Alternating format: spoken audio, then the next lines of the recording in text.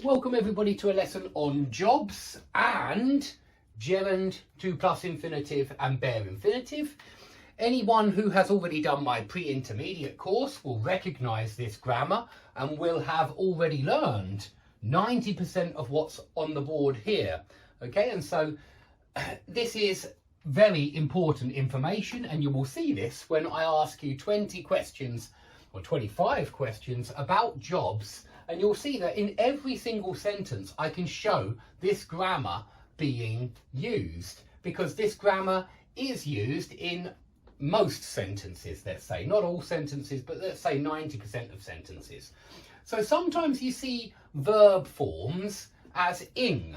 For example, being, asking, taking, resigning, earning, working, hiring, firing. Sometimes you see this ing form. That's the form we call the gerund when it's a noun. And I must admit, there is another form that we call a participle, and we will see that down here. And I'm even going to put a blue box around it, because that's not a gerund. It looks like a gerund, but actually it's a participle.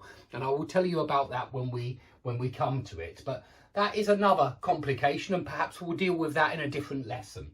But we have the gerund form, which is the ing form, as well as the participle, which looks the same. But we have a gerund form. We have a to plus infinitive form of the verb, which is like to take, and to do, and to join, and to get, yeah, and to take again. Yeah, so we have this to plus infinitive form as well. And we use that in some situations. The situations in which we use gerund are here. And the